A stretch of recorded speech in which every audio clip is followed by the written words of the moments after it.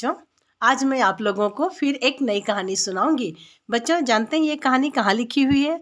ये आप ही की दूसरी कक्षा की हिंदी पाठ्य पुस्तक झिलमिल में है। बच्चों, ये आप निकालिए पाठ 11।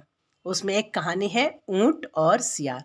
बच्चों, ऊंट और सियार के बारे में आपने तो सुना ही होगा, बहुत सी कहानियाँ भी पढ़ी होंगी या सुनी होंगी, है ना। यहाँ भी मैं एक उन्हीं के बारे में कहानी सुनाऊंगी। और यहाँ देखिए बच्चों, क्या ये ऊंट है और ये सियार है। ऊंट आपने कभी देखा है क्या? हाँ, चिड़ियाघर में कभी कभी दिखाई देता है। और मेले में जाइए तो वहाँ पे लोग जानवर छोटे छोटे बड़े बड़े कई तरह के जानवर ला करके रखते हैं ताकि लोग उसे देख सकें। ऐसे रेगिस्तान में बहुत ज़्यादा पाया जाता है। और बच्चों, ये है सियार। ये भी आपको इधर उधर नहीं, ज़्यादा दूर जाने की ज़रूरत नहीं है, लेकिन अगर आप मेला में जाएंगे, रथ मेला में, तो वहाँ पे एक छोटा सा चिड़ियाघर टेम्पोररी बना रहता है, उसमें ये सब आपको दिखाई देंगे। तो बच्चों, चलिए हम लोग देखते हैं कि इन दोनों से संबंधित कौन सी कहानी है। तो कहानी देखिए क्या है। जंगल में एक ऊँट रहता था और एक सियार भी। एक जंगल था जिसमें ऊँट भी रहता था और साथ में और एक कौन रहता था? एक सियार भी रहता था। कोई भी जब दो जीव एक साथ रहते हैं तो दोनों में दोस्ती हो जाती है। तो ऊँट और सियार में भी दोस्ती हो गई, एकदम गहरी दोस्ती हो गई। फिर क्या हुआ? एक दिन सियार ऊँट से बोला, जंगल के बाहर खेत में मीठे बेर का पेड़ है। बच्चों, बेर आप खाए हैं ना? हाँ, सरस्वती पूजा में बेर से पूजा भी होती है ना। वो बहुत मीठे भी लगते हैं बेर। तो सियार ने ये जानकारी दी कि पास ही में एक खेत है जिसमें मीठे मीठे बेर फले हुए हैं। आज तो उसी के बेर खाएं। इन दोनों ने प्लान कर लिया कि चलो आज हम लोग बेर खाते हैं, मीठे बेर। और दोनों चल दिए। रास्ते में एक नदी मिली। देखिए बच्चों, ये नदी है ना। अब नदी तो बहुत गहरी होती है। ऊँट तो ऊंचा होता है बहुत, ऊँट नदी पार कर सकता है, लेकिन सियार तो छोटा सा जीव है, ये कैसे नदी पार करेगा? लेकिन ऊँट और सियार तो दोस्त बन गए थे, दोनों में गहरी दोस्ती थी, इसलिए ऊँट ने अपनी दोस्ती निभाई। जब सियार बोला, दोस्त मैं नदी कैसे पार करूं? तो ऊँट ने क्या बोला? ऊँट ने कहा, तुम मेरी पीठ पर बैठ जाओ। देखो, ऊँट ने सियार को अपनी पीठ पर बैठा लिया। सियार ऊँट की पीठ पर बैठ गया। नदी पार करके खेत में पहुंचकर दोनों बेर खाने लगे। अब जब ये लोग नदी पार कर गए, खेत आ गया, तो दोनों मज़े से बेर खाने लगे। लेकिन सियार तो छोटा होता है, तो इसका पेट भी छोटा होता है। देखो ना, इतना छोटा सा पेट है। ऊँट का इतना बड़ा सा पेट है, देखो इतना बड़ा सा पेट है ना।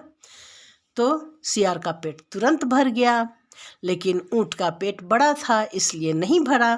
थोड़े बेर से उसे कुछ नहीं हुआ। ऊँट को वह लगातार खाया जा रहा था। बहुत सारा खाएगा तब ना उसका पेट भरेगा।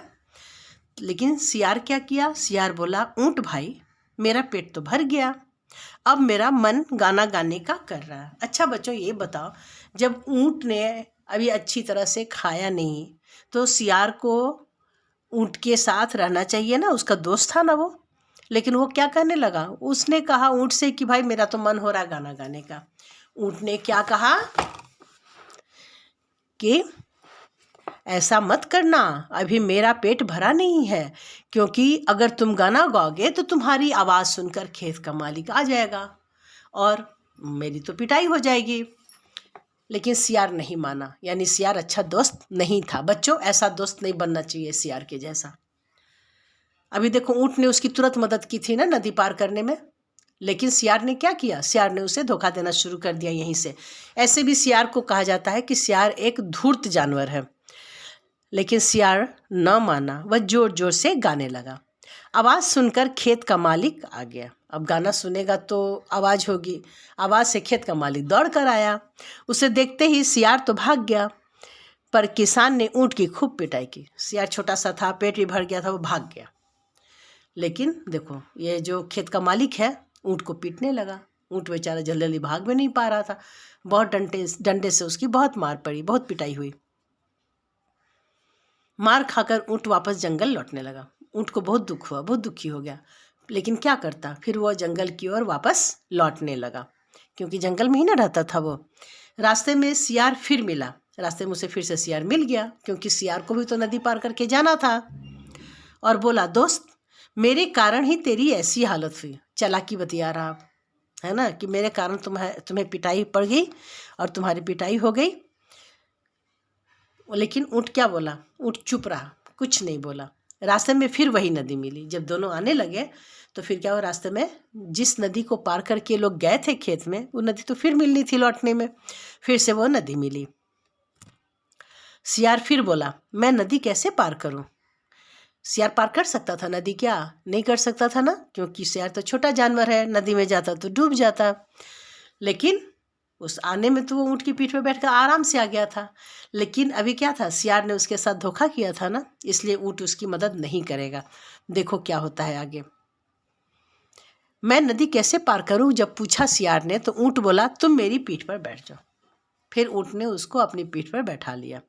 सियार झट से ऊँट की पीठ पर बैठ गया। सियार तो सोचा कि अब तो ये भूल गया होगा कि मेरे कारण उसे मार पड़ी है, लेकिन ऊँट भूला नहीं था। उस दिन पानी का बहाव खूब तेज था। बीच नदी में आने पर ऊँट ने कहा, कितना ठंडा पानी है, मेरा तो नहाने का मन हो रहा है। इतना सुनकर सियार डर गया। तो जान गया कि अगर ऊँट नहाएगा, लोटपोट करेगा, तो ये पीठ पर जो सवार है वो तो नदी में गिर जाएगा। वो डर गया और बोला, ऐसा मत करना, नहीं तो मैं बह जाऊंगा। लेकिन ऊँट इस बार मानेगा क्या? नहीं मानेगा, क्योंकि ऊँट ने भी जब सियार को गाना गाने से मना किया था तो सियार ने नहीं माना और गाना गाना शुरू किया और ऊँट की पिटाई हो गई थी। इसलिए ऊँट ने भी सियार की बात नहीं मानी और वो भी क्या नहाने लगा। बोल दिया कि नहीं, मैं तो नहाऊंगा। ऊँट ने झट से पानी में डुबकी लगाई। जैसे ही उसने डुबकी लगाई, सियार पीठ पर जो बैठा था वो पानी में बह गया। अब क्या हुआ बच्चों, इस कहानी से कुछ सीख मिली? हाँ, अगर तुम्हारे दोस्त तुम्हारी मदद करते हैं तो उनकी मदद करो, है ना। और तुम हमेशा किसी अपने दोस्त है या जो भी है जान पहचान, उनकी मदद करो। सियार के जैसा स्वभाव नहीं होना चाहिए, स्वभाव होना चाहिए ऊँट के जैसा। लेकिन ये भी होना चाहिए कि कोई अगर तुम्हारी मदद नहीं करके धोखा देता है तो फिर से उसकी दोबारा मदद करने की ज़रूरत भी नहीं है। जैसे ऊँट ने इसे ठीक सबक सिखाया और उसने जैसे धोखा दिया तो ऊँट ने भी उसकी परवाह न की कि वो डूब जाएगा। तो बच्चों, ये कहानी मज़ेदार लगी ना? हाँ, तो अगले वीडियो में मैं इसी पाठ का प्रश्न उत्तर करना आपको बताऊंगी। आप मेरा चैनल को सब्सक्राइब करें।